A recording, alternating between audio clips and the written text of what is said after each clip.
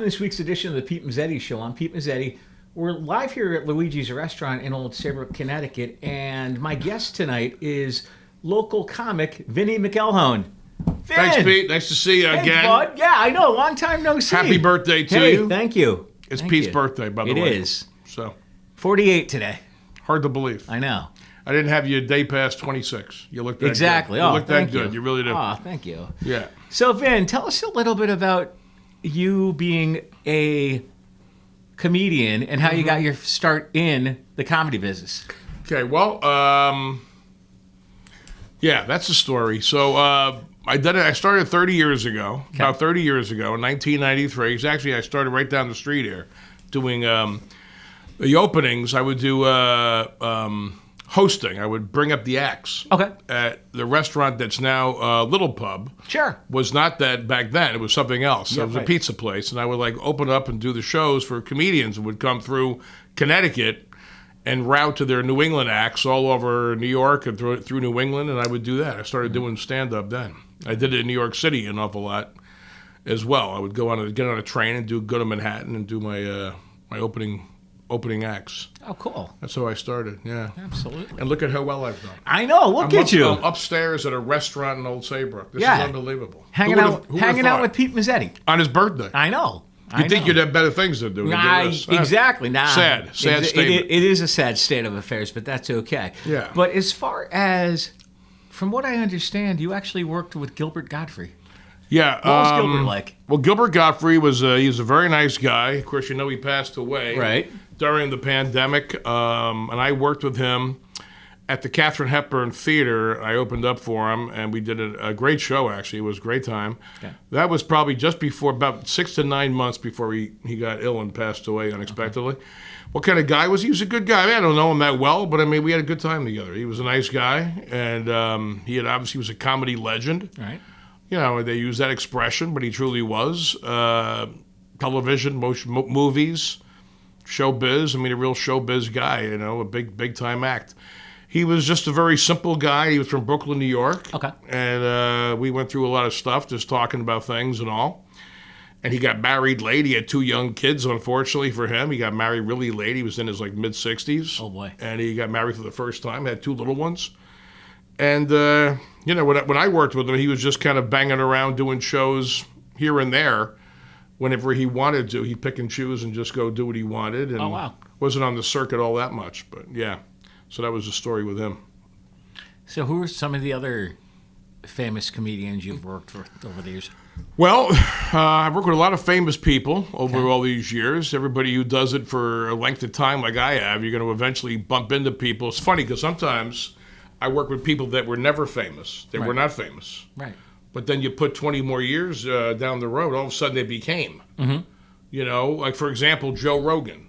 Who was the #1 podcast guy, in the country. That's right. So Rogan, just signed a deal, I think, with Spotify for over $100 million. To do just what you're doing here. Right. Same exact thing, no difference. And he makes that kind of bread. It's more than money than you're making, I'm guessing, right? Yes. Oh, absolutely. Million. He's got you beat. I thought so. He absolutely I wasn't positive, but by the way, it's wrong because you should be getting that kind of money. Exactly. The heck with Rogan. So Rogan and I started out together, and he wasn't famous. He was nothing. He was getting paid $75 for his show at the time. This is in the mid-'90s. Right. So then he goes on and he becomes who he is by going through television and signing up with Netflix deals and television shows on NBC. He was the host of Fear Factor. Things like that. So he just kept moving up and up and up and became what he was. But I worked with famous people too, famous acts that were big names at the time. Okay. Dennis Leary, things like that. So, I opened up for Dennis Leary in Caroline's in New York City a lot of years ago. Mm-hmm. He was making a movie at that time in Manhattan. Okay. And they had me open up for him at that time in New York. So he was already, big stuff at that time. Right. So I got a lot of stories like that and stuff too, of course. Now, now I also understand that you've done some work with the USO. Okay, yeah, that's true. Let's talk about that. Well, that story came because I've always wanted to do that. It was years ago, I'm going to say like in the early 2000s, I was asked to do like some work at the USO, and do some shows. But at the time, they wanted you had to go, when you went away and did the shows, Right. you had to do like several weeks at a time. Right. Like when they booked you, it was a regular booking arrangement. Right. Where they would book you and you'd go to like, whether it be Iraq, Afghanistan, wherever. You'd go do the troops, like Bob Hope, Yes. back in our day, right? Sure. So you go do that, but you had to be away for several weeks. Well, I had my other business, Yep. and I couldn't give the several weeks up to just go. No. So I had to say no. But then this opportunity came just a couple of years ago in which they needed somebody to do an act down in Camp Lejeune, which is a Marine base. And ironically enough, my son I was going to say, isn't your is son a Marine. That's He's right. in the Marines, That's and he right. was based in Camp Lejeune. Really? So I talked to the USO. I go, I would love to come down. I didn't want any money. They offered they do the whole thing. I said, no, I don't want anything. I like to do this for the troops. These guys were like injured Marines back from a deployment. Yep. And a lot of these guys were injured. So they wanted to give them a good night. So I said, I want to come do this. This is perfect. I go down to North Carolina, went down to Camp Lejeune, and I asked them, I wrote them and said, my son is not one of these guys that was away, but he lives right there. Is there any way he could come see me too? Right. And they said, yes, we're going to get him over there. My wife came down with me, Yeah. and we went down to Camp Lejeune, the USO building. Okay. That's based right there in Camp Lejeune for the Marines, and this USO theater, this like stage they had set up. It's a beautiful old theater, Okay. like in an auditorium. They had me come in, and my son got to come see me. Brought a few buddies, so the whole room was full of Marines. It was outstanding. My son got to see me do this, Yeah.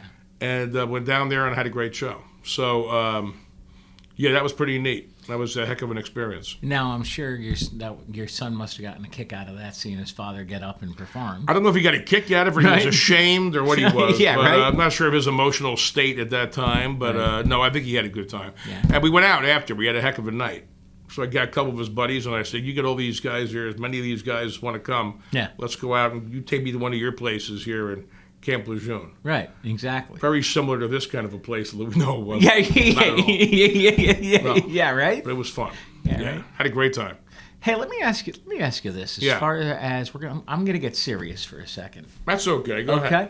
As far as how important do you think it is to get out there and support the community? Well, to me it is. I mean, To me I don't- it is, too. Yeah, I mean, to me it's very important. I don't know. It's always been a natural thing to me. I think it's important because you got to give something back, Right.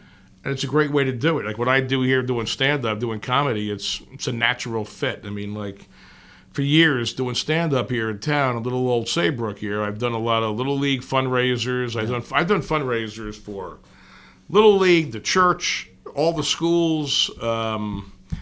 Every kind of event, political events, the police department. I mean, Right. I've done it's a natural thing. It's just doesn't take much effort, No, yeah. and it helps to bring the community to a better place. Absolutely. Whether it be raising money or awareness or whatever it might be. So, Right.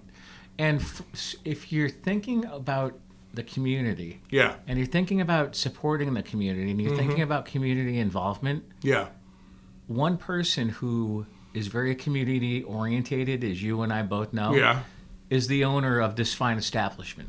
yeah, no doubt. Lenny DeBella, no Absolutely. question. Yeah, he is. He gives an awful lot back. He's always done a lot of things for the church. Right. And provided meals for the church and the people that are hurting and whatnot. He's always supported the Little League team, Oh yeah. and I was involved with Little League myself. So he would do. He always supported a team, and he does a lot of other things. He does. You know what? He also taught CCD with me. I heard that. Lenny and I had a CCD class together. I would have loved to be a fly on the wall. It was unbelievable. Well, So we had a lot of fun. We had Yeah. a lot of laughs. We had a lot of fun. And I think the kids got quite a kick out of it. And Lenny and I did that for a couple of years together. I'm still doing it. Are but you I still mean, teaching I CCD? still do, yeah. But Lenny did it for a couple of years.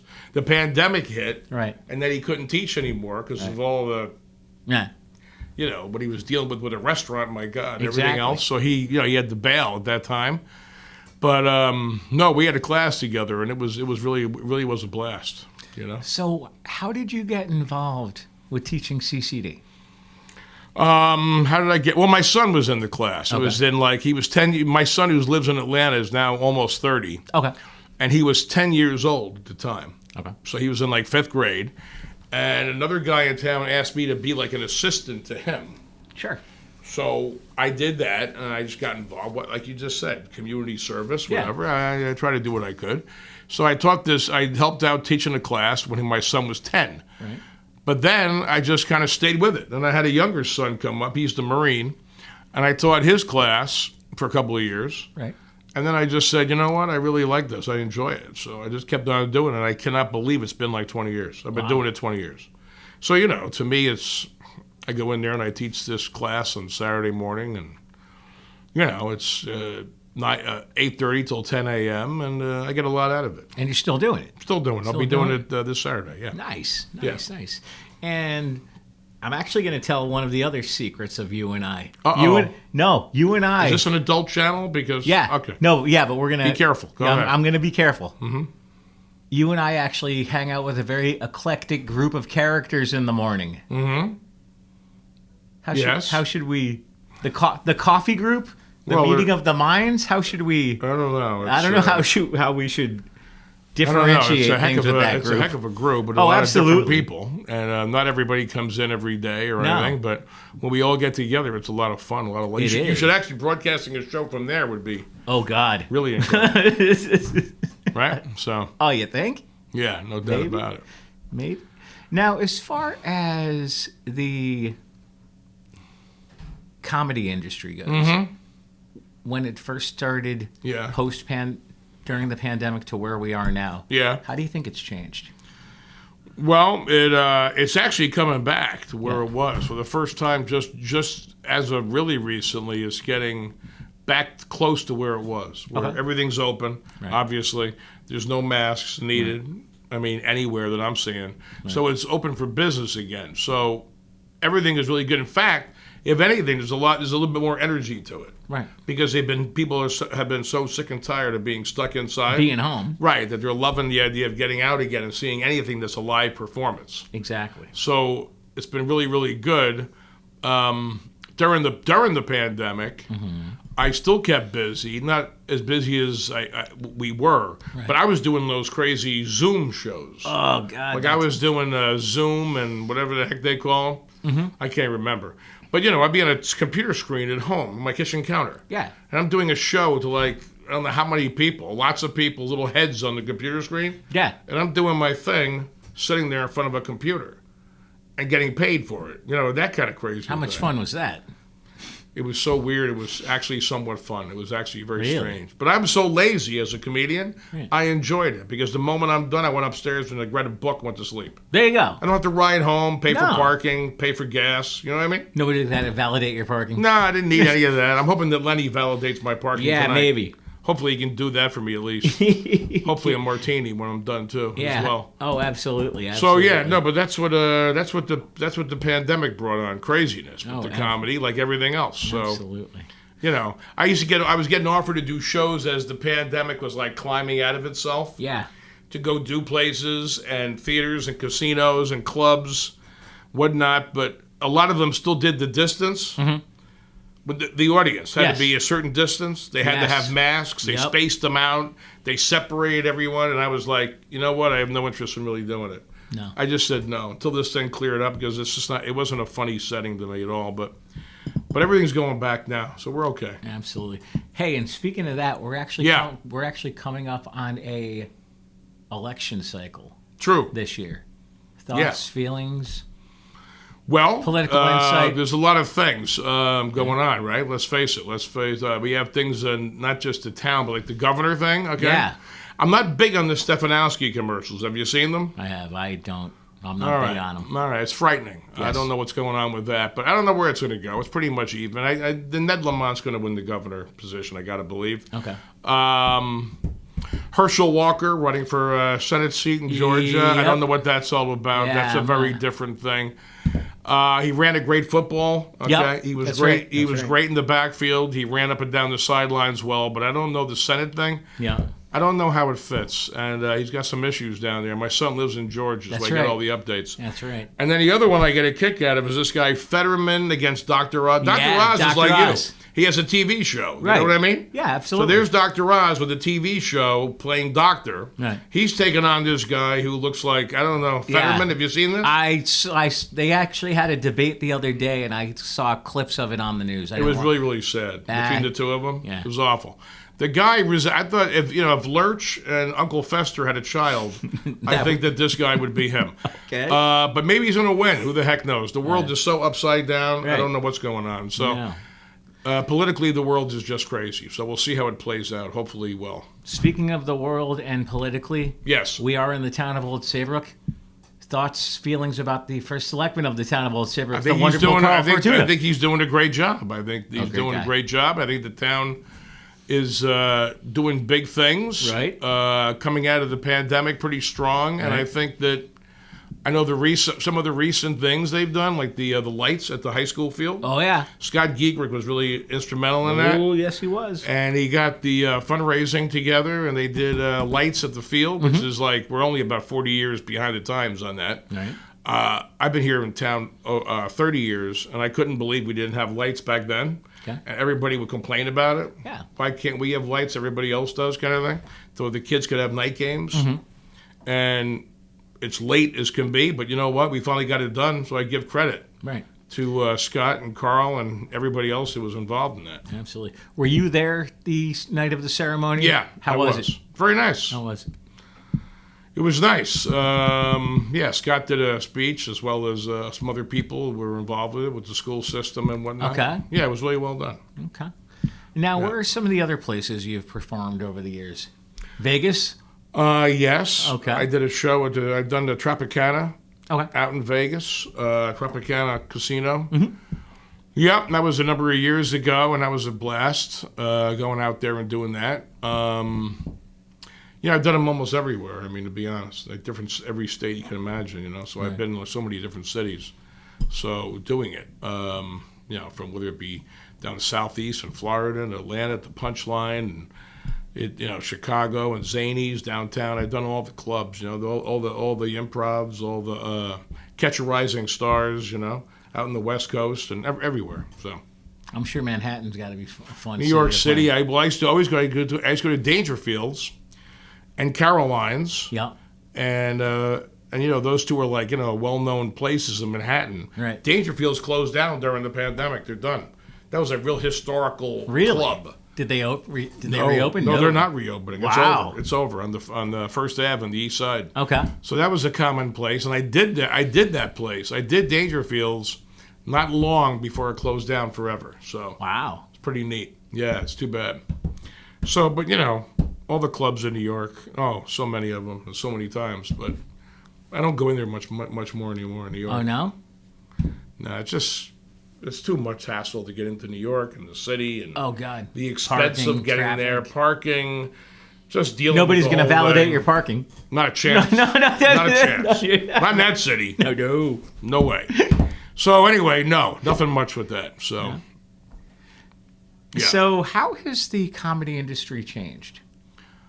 Well, the comedy industry has changed. The comedy itself has changed to some degree because of this cancel culture that we're dealing with, right? Right. Nothing can be funny anymore because the moment you're funny, you're hurting someone, right? Right. So people are so ultra sensitive. They're so ultra sensitive that it's really, really, really tough to go out there and just do a show without somebody being offended, being hurt, Yep. complaining, and then putting down the act or whatever. So it's changed big time with that, So that's been a big thing. The other thing that has been big with comedy that's changed has been social media. Right. The entire business is run on social media. Okay?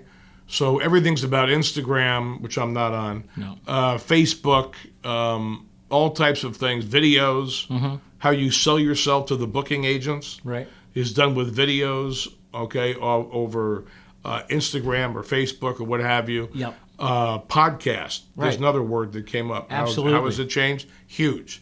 So everybody's doing podcasts, which is no different than what you're doing right here.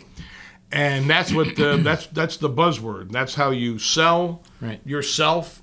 That's how you market yourself to the clubs, to the agents, and all that. So, that's changed dramatically. And, I've been doing this for 30 years. Mm-hmm. I'm 62. And I don't take part in a lot of that. I just don't. I was running around like a maniac when I was younger. Right. To build myself up and learn and go out there and experience it all. Yep. Now I've just gotten I'm enjoying the fact that I can do the shows I want to do. Right. Go where I want to go. I'm not into chasing the dream as much as I was. No. And from what I understand, locally, you've done shows at the Katharine Hepburn Theater. Theater. You've also done shows at the local cigar shop downtown. Yeah, that's true. And I've done it right here. Yeah, that's right. Many of them right here. That's right. Luigi's not here, but probably downstairs in the bar downstairs in the big room down there, as they call it. I was going to say not up here. No, we've had some of the greatest shows I've ever been involved with were the ones we did right here at Luigi's. I'm serious. Why is that?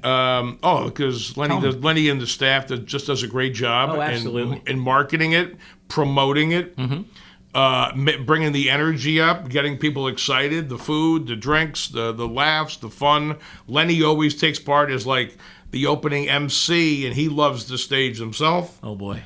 So he enjoys it, and then I bring in some friends of mine that are comedians from New York and other places, and they come in, and we have a heck of a time. So anyway, it's been a while since we did that here. But yeah, you mentioned Bongo Ron's Cigar Lounge is a great time, and I've done shows there recently for him. When you're talking about right in the area, I've done many at the Kate. I do the Kate, oh my God, we've done it since it's been opened. I mean, many, many times. So I've done fundraisers out of the Kate and done regular show performances. And also, by the way, another place I've done, which we haven't done in a while, I've also done the Ivoryton Theater. Locally. The Playhouse. The Ivoryton Playhouse. Yes. Yeah, the Ivoryton, Jackie is her name over there. Yes. Who runs that place. She's a very professional woman. Very, very good. True theater background resume to her, and she really runs a great show. Well, all the things they do over there are great as well, but the comedy shows I've done for her have been phenomenal. And of course, I do the casinos. Yeah. I do Mohegan and Foxwoods. And it's been a while now since I've done those, but I've done both of those places, many, many times. Right. So I get some work in the area. Absolutely. I get a little bit, not a lot, but there's enough. Now, is there a difference in between both the casinos as far as size-wise and audience? To me, I don't remember. I can't think of any major difference. They're both professional venues. They both have great sized rooms. They both can pack the house. They both know how to sell and market. They take care of us guys pretty well. The audiences are, casino audiences can be very strange. Yes. Because particularly when you travel to larger cities, not like, Connecticut casinos are small town, Ledyard, Uncasville. I mean, it's weird. Okay, when you go out to places like Vegas, Atlantic City, those casinos tend to get real travelers. Mm-hmm.